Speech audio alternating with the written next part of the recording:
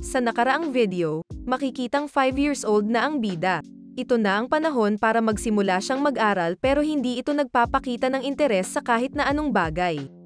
May dumating na mage sa palasyo para sukatin ang mana niya pero nagawa niyang itago ito na ipinagtaka naman ng mage dahil hindi daw pangkaraniwan yun. Naging usap-usap naman sa labas ng palasyo na mas lamang pa ang mga commoner sa prinsipe dahil daw wala kahit nakititing na mana na nakita sa kanya. Nagkaroon din siya ng sword training pero kahit doon, umaarte siyang hindi niya kaya. Ginagawa niya ito dahil alam niyang pag nagpakitang gilas siya, bilang anak ng isang concubine, magiging dahilan daw ito para patayin siya ng mga may inggit sa kakayahang ipapakita niya kaya naman pumepetics na lang ito. Gayunpaman, desidido ang nanay niya na tulungan siyang lumago kaya naman may naglakas ng loob na turuan siya kahit na ang bali-balita ay wala itong alam. Si Gamal ang latest instructor niya na sinabing sa language muna sila magsimula. Pero tila minamaliit nito ang kakayahang matuto ng prinsipe kaya naman na feel bad kahit papaano ang bida. Nakapagsalita daw siya ng maaga, at wala daw mas hihigit sa kanya pagdating sa language, salamat sa 100 reincarnations nito. Kaya naman ngayon, naisip niyang dapat na kaya niyang takutin sila at ay pakitang genius siya. Nang gabing iyon, pumunta ito sa library at hinanap ang vocabulary at grammar books. Gamit ang mana niya, lumutang siya at naghanap na din ng mga language books mula sa ibang mga bansa. Inaral at binasa niya ang bawat libro. Hindi lang daw siya basta walang ginawa sa 100 leaves niya at ngayon tila desidido na ang bida na magpakitang gilas. Nang dumating ang tutor nitong si Gamal, natawa ito nang sabihin ni Errol na na-master niya na ang common language. Pero sagot nitong, hindi daw siya nagsisinungaling. Gusto daw ba nitong pakitaan niya siya? Kinumpirma naman nito na hindi niya lang daw ba ito memorize at sagot niyang hindi ba daw nakaka-impress din yun kung ganon. Kumpara daw sa mga salita ng ibang bansa, medyo mahirap daw talaga ang official language ng kaharian nila. So tinest ito ng tutor niya. Kahit na daw gaano ito katalino, normally 12 years old pa ang nakakabasa ng simpleng libro nila. Kung na-master daw ng 5 years old ang common na lengguwahe nila sa loob lang ng 2 araw, incredible daw ito. Kapag nagtagumpay kasi ang estudyante, tataas din ang reputasyon ng guro nito. At tila hindi naman nahirapan ang bida dito. Dahil doon, nag-move on naman sila sa ibang lesson at sa isip ni Errol, dapat daw itong magpasalamat dahil henyo ang estudyante nito. Siyempre, kumalat na naman agad ang balita tungkol dito. Nagulat ang karamihan dahil sa impressive na improvement ng prinsipe. Usap-usapan na hindi lang sa language pero kahit math formulas ay nakakalculate nito on the spot sa utak niya. Sino ang source ng simis? Siyempre ang guru niya. Sinasabi nitong walang naniniwala sa prinsipe, pero siya daw nakitaan niya ng potential ito. Salamat daw sa kanyang excellent na pagtuturo. Umabot hanggang sa hari ang balita tungkol sa pagiging genius ni Errol. Sinabi niya kay Lady Livana na siguro nahirapan daw ang prinsipe dahil pinilit dito ang swordsmanship at magic pero hindi daw para sa kanya yun. Nag-sorry naman si Lady Livana kung nag-worry daw ang hari. Sa isip-isip niya, espesyal daw talaga ang kanyang anak. Bilang ina nito, hindi ba daw dapat napansin niya na ito agad? Sinabi naman ng hari na malamang ay nabahala din daw siya dahil sa prinsipe, naniniwala daw siya na paglaki nito ay magiging kamangha-mangha siya. Sa isip naman ni Errol, tama daw at intayin nila ang mga gagawin niya. Pero, hindi niya naman daw sisigarin para interesting pa din siya sa kanila. Plano niyang makuha ang isang magandang posisyon sa palasyo at mag-enjoy na lang sa future. Ipinakita naman ang genius scholar cosplay ng bida. Bagay ba?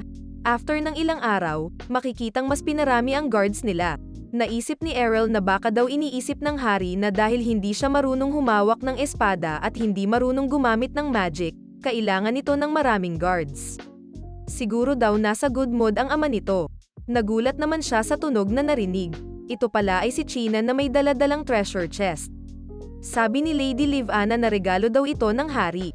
At nagulat naman ang bida na binigyan siya nito ng gift. So sinabi ng kanyang nanay na buksan niya na ito.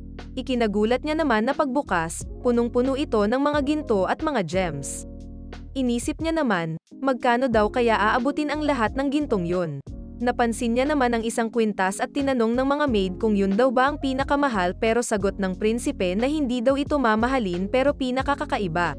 Pag suot mo daw ito, automatically maa-activate ang utak mo. Kapag sinuot niya daw ito mas mapapabilis ang pag-iisip niya kaya mas hindi ito mapapagod. Na-impress naman si China at sinabing siguro kaya alam niya yun ay dahil sa sipag nitong mag-aral ngayon. Pero sabi ng bida, nawala lang daw iyon. Sa isip niya, mukha man daw ordinaryong kwintas lang ito sa ordinaryong tao pero nakikita niya daw ang mana triggering device sa loob ng alahas. Pero hindi niya na naman daw kakailanganin ito dahil sa inner chi niya. Inisip niya kung anong gagawin dito, at naalala niya si Kenia. Sa ngayon daw kasi, puro katawan lang ang tin-i-train nito. Kaya naman tinanong niya sa kanyang ina, kung pwede niya itong ibigay kay Kenia. Sagot naman niya, kahit na daw binigay sa kanya ito ng hari, sigurado daw matutuwa ito kapag nalaman na nais niya itong iregalo kay Kenia. Tinanong naman ito, ano daw ang nagustuhan niya kay Kenia at sagot niya, malakas daw siya.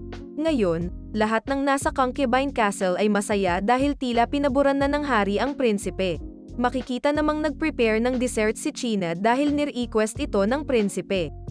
Isa-isa niya itong tinikman na parang may hinahanap siya. Sabi naman ni China na dahan-dahan lang daw, sabay tanong kung masarap daw ba ito. Pero tila hindi ito masaya. May hinahanap siyang tamis pero wala daw doon. Sagot naman ni China na lahat daw yun ay gawa ng pinakamagaling na chef nila. Dapat niya ba daw ipatawag ito? Sabi naman ng prinsipe na hindi daw chef pero alchemist ang ipatawag nito. Ang hinahanap-hanap niya palang lasa ay Coke. At kung nais niya daw ma-recreate ang lasa ng Coke sa lugar na iyon, kakailanganin niya ng alchemist. Nagulat naman si China sa request ng prinsipe. Sa isip ng bida, hindi niya maiintindihan ito kahit ay explain niya pa sa kanya. At malamang hindi sila agad makikinig kung ang 5 years old na gaya niya ay mag-request ng alchemist. Sa ngayon daw kasi, ang hirap mag-produce ng strong flavors gamit ang mga seasonings at ingredients na meron ang kaharian. Isa pa, kailangan daw ng Coke ng processing na wala sa technology sa kanilang mundo. Naiyak naman ito at sinabing, gusto niya lang naman daw makainom ulit ng Coke.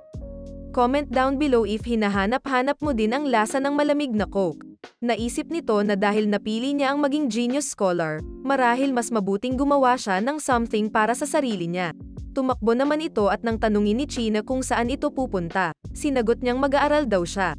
Napaisip naman siya kung tama ba daw ang rinig niya na mag-aaral ang prinsipe. Habang tumatakbo, naisip nitong dahil chemistry daw ang pagluluto, kailangan niya lang hanapin ang sagot sa tanong niya sa alchemy. Gagawin niya daw ang lahat para lang ma-recreate ang lasa na hinahanap niya. 3 years na ang nakalipas at 8 years old na ang ating bida. At nakakagulat makitang kasama na ito ng mga matatanda sa isang meeting. Isa sa mga kasali ay iminungkahi na gumawa sila ng mga tulay sa mga lugar kung saan nagkukumpulan ang mga mangangalakal. Tinanong naman ito ang opinyon ng prinsipe. Nag-comment naman ito na kahanga-hanga daw sabay tanong kung sino ang nagdisenyo nito. Proud naman ang isa na sinabing, sinupervise niya daw umaga at gabi ang pagdisenyo nito. Pero nagulat ito nang biglang sabihin ng prinsipe na kung magdadala daw siya ulit ng useless na bagay gaya nun sa susunod, ay sisibakin na daw ito sa trabaho. Tinuro nito na mukha man daw okay ito ngayon, magiging delikado daw pag naipon ang snow sa parteng yun during winter. Ang load daw ay mako-concentrate sa wooden part nito sa baba. Hindi daw nito kinonsidera ang safety dahil nag-focus lang ito sa flashy na appearance. Dagdag niya, okay naman daw na siguraduhing maganda at fancy look ang arkitektura ng palasyo pero mas importante daw ang safety. Kaya naman inutos ng prinsipe na ipabago ang disensyo at sinabi nitong aayusin din daw nila ora mismo. Dahil sa ipinamalas na talino ng prinsipe, nagkaroon na siya ng maraming gawain para sa kaharian.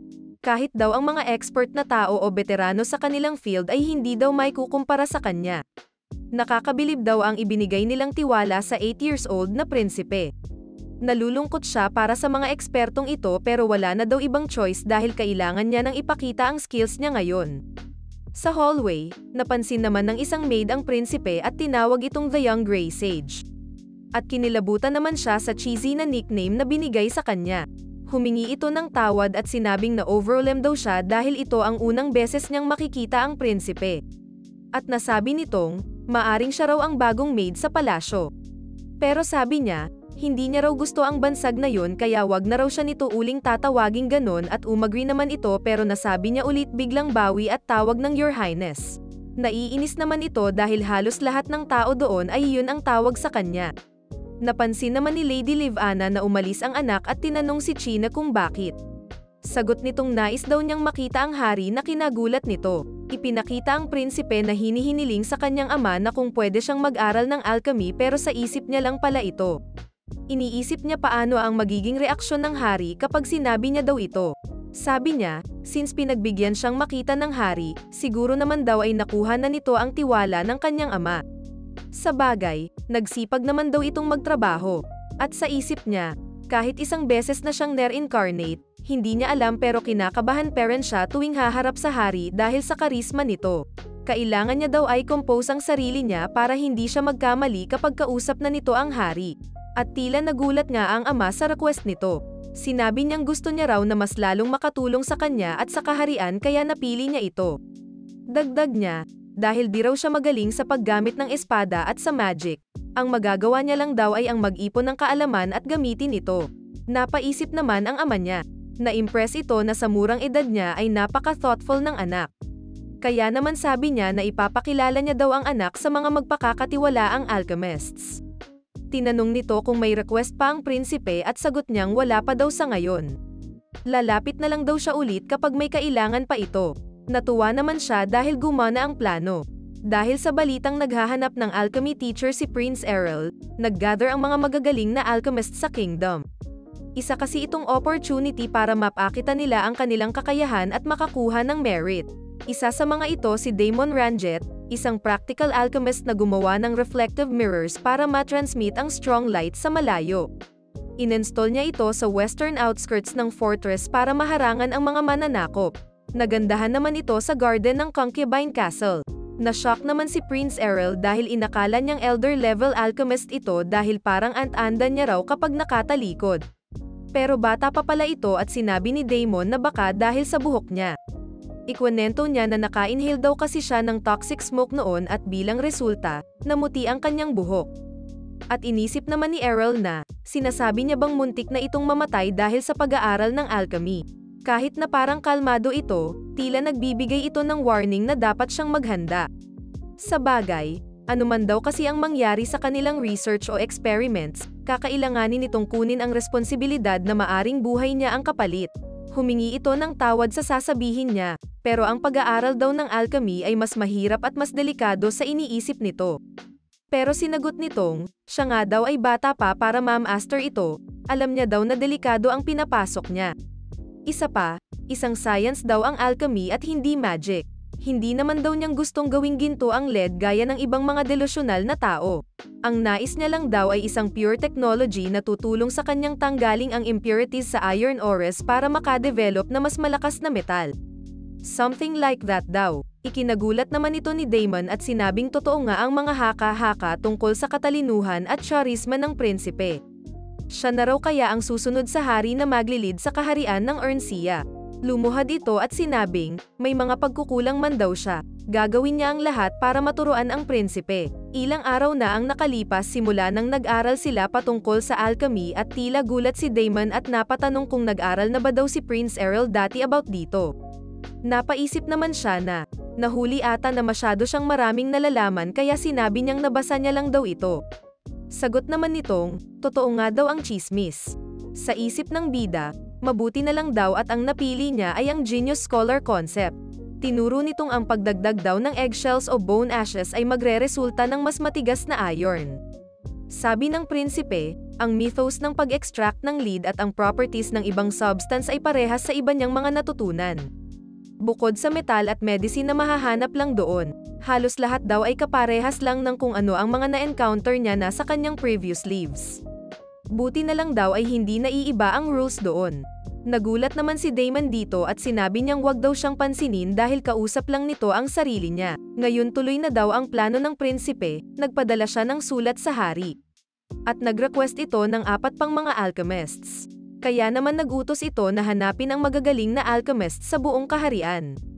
Tumango naman ang servant at sinabing naiintindihan niya raw, gayunpaman, ano daw kaya ang balak nitong gawin. Iniisip niya daw kasi baka mag-complain ang mga tao na dito lang napupunta ang budget ng kaharian. Inalala naman ng hari ang dahilan na binigay ng anak niya noon at sumagot, na dahil ni-request yun ng prinsipe, siguradong para ito sa kapakanan ng kaharian. Pero sa sumunod na eksena, nagulat ang mga alchemists nang malaman nilang ang plano ng prinsipe ay gumawa lang pala ng carbonated drink. Hindi naman makapaniwala ang isa at kinonfirm kung pagkain ba daw ang tinutukoy nito. At masaya siyang umoo doon.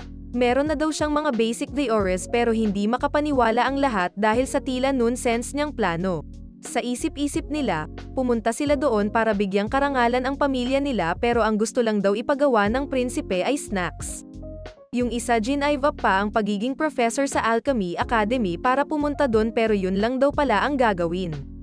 Nagtoss naman ng coin ang prinsipe na ikinagulat ng lahat. Ipinangako nitong re-rewarden sila ng malaki whether or not mag-succeed sila.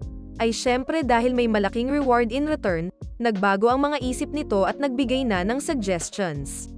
Ang isa sinabing kakailanganin muna daw nila ng carbonated water. Sabi nila ilan daw sa mga teritoryo ng kaharian ay may nature na source ng carbonated water. Pwede daw nila itong ipe-transport doon. Napaisip naman ang prinsipe na iba talaga ang nagagawa ng pera. Ang importante daw ay magagamit niya sila para mapabilis ang kanyang research. Kasunod noon, sunod-sunod na dumating ang mga barrel ng carbonated water mula sa iba-ibang lugar bawat araw. At natuwa naman ang prinsipe dahil dito. Nang buksan ito ni Damon, napaisip ito kung iinumin daw ba talaga nila ito dahil parang nakakadiri daw. Sumilip naman si Errol at sinabing kailangan nilang i-check if maiinom daw ba ito. Pero ang barrel daw yun ay walang silbi kaya hindi raw nila maiinom ito. At nang silipin ang bawat barrel, sinabi nitong fail daw lahat. Dahil doon, kakailangain daw nilang gumawa ng artificial na carbonated water at napatanong ang mga alchemists dahil dito. Sinabi ng prinsipe na hindi ba daw mas madali nilang magagawa ito kung gagamitin nila ang mga basic theory na ibinigay niya sa kanila. Naniniwala daw siya sa kanilang kakayahan at tila na pressure naman sila dahil doon. At dahil kailangan daw nilang i-test ang theories para ma-practice, iiwan niya na muna daw sila para hindi masayang ang oras nila. Naisip niya if posible kayang magawa nila ito in 1 week. Ginawa niya naman daw ang lahat para maudyok silang bilisan ang trabaho. Matapos ang ilang araw, nangako ang prinsipe na ang proyekto daw nila ay magbibigay karangalan sa kanilang kaharian. Kapag sumikat daw ito, siguradong magdadala ito ng malaking fortune sa kanila. At tila di naman sila makapaniwala. Sa isip ng prinsipe, hindi niya raw akalain na magagawa nila ang artificial na carbonated water ng ganun kabilis. So ngayon taste test na daw. Skeptical pa din ang mga alchemists sa possibilities ng inuming ito pero sagot ni Errol na hindi nila ito iinumin as is. Kailangan muna nilang haluan ng fruit juice o alcohol bago ito inumin. Ang original goal niya daw sana ay i-recreate ang Coke pero dahil hindi daw siya makahanap doon ng Coke fruit, magsesettle na lang muna daw siya sa carbonated aid. Hindi naman daw masamang alternative ito, diba? Nagsimula ito sa pagbuhos ng lemon juice sa water at nang tikman niya ito, mangiyak-ngiyak niyang sinabing ito ang hinahanap niya. Ipinatikim niya naman ito sa kanila at although hesitant sila nung una, nagulat sila sa refreshing taste nito. Nakilala ito bilang Prince Errol's Carbonated Aid at sumikat ang drink na yun hindi lang sa kanilang kaharian pero pati na sa malalayong lugar. Naging luxurious item ito for trading sa mga maharlika. Sa sumunod na eksena, makikita naman ang isang lalaki na na-intriga sa inuming ito at hindi makapaniwala na ang prinsipe daw ang nakadevelop nito. Sino kaya siya? Well, malalaman natin sa next episode. Hanggang dito na muna tayo ulit sa ngayon. Mahilig din ba kayo sa Coke or carbonated drinks? Let me know in the comment section below at isha-shoutout ko kayo sa next video. Again, make sure to like, comment, subscribe at pindutin mo ang notification bell below bilang suporta at pang-motivate lang sa patuloy naming paggawa ng videos. Salamat sa panonood, Oni-chan.